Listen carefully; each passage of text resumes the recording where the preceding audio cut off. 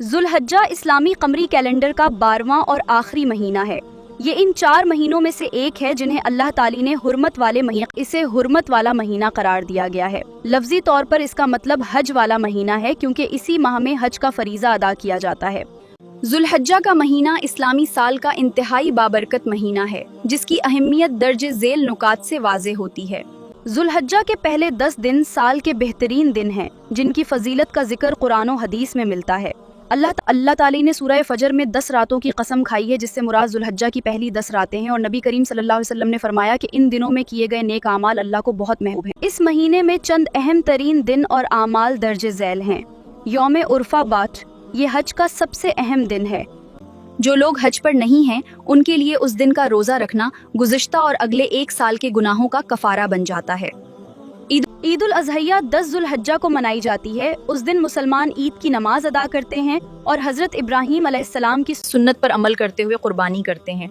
हज का फरीज़ा हज के मुनासिक 8 ज़ुल्हज्जा से शुरू होकर 12 या 13 ज़ुल्हज्जा तक जारी रहते हैं, और ये बहुत ही मुबारक अय्याम होते हैं। इन बाबरकत दिनों में ज़िक्र व उसकार की बहुत ताकीद की गई है। खास तौर पर सुबहान अल्लाह, अल्हम्दुलिल्लाह और अल्लाहु अकबर का कसरत से विर्द करें। खास तौर पर तकबीर तशरीक 9 ज़ुल्हज्जा की फजर से 13 ज़ुल्हज्जा की असर तक हर फर्ज नमाज के बाद पढ़ना वाजिब है।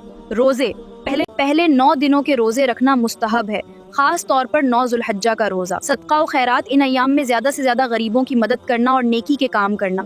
ज़ुल्हज्जा के पहले 9 दिनों में रोज़ा रखना एक अजीम सुन्नत है, जिसके बारे में अहादीस में बहुत ज़्यादा फजीलत आई है, लिहाजा हमें इन बाबरकत दिनों में इबादत करनी चाहिए। नबी करीम सल्लल्लाहु अलैहि वसल्लम ज़ुल्हज्जा के इब्तिदाई 9 दिनों में रोज़े रखा करते थे। एक हदीस के मुताबिक इन दिनों में से हर दिन का रोज़ा 1 साल के रोज़ों के बराबर सवाब रखता है।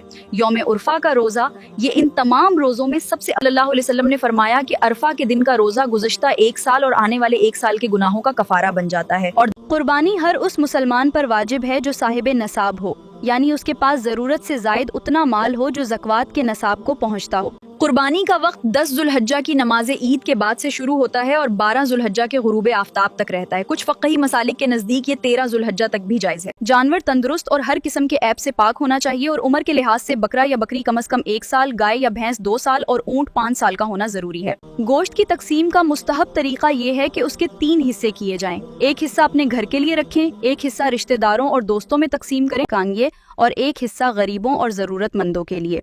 जो शख्स कुर्बानी का इरादा रखता हो, उसके लिए मुस्तहब है कि ज़ुल्हज्जा का चांद नजर आने से लेकर कुर्बानी करने तक अपने जिस्म के बाल और नाखून ना काटे। ये अमल हाजियों के साथ मुशाबहत पैदा करने के लिए किया जाता है, जिसका मकसद रूहानी सुकून हासिल कर। छोटा जानवर जैसे बकरा, बकरी, दुम्बा या भेड़, ये सिर्फ एक शख्स की तरफ से ज़िबह किया जा सकता है और उसमें हिस्से नहीं किए जा सकते।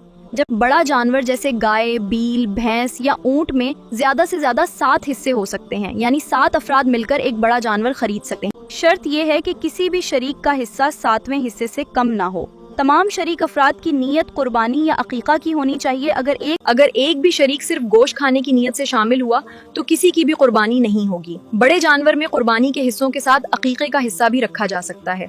अगर आप अपने वालिदैन या किसी प्यारे जो वफात पा चुके हैं, उनकी तरफ से कुर्बानी करना चाहें तो ये जायज़ है और उसे एसाले सवाब कहा जाता है। कुर्बानी का गोश्त, खाल या चर्बी फरोख्त करना जायज़ नहीं है। अगर किसी ने फरोख्त कर दी तो उसकी रकम सदका करना वाजिब है। ये एक अहम शरई मसला है। कसाई की मजदूरी या अजरत कुर्बानी के गोश्त या खाल से देना जायज़ नहीं है, बल्कि उसे उसकी मजदूरी के पैसे अलग से देने चाहिए ताकि मामला साफ रहे।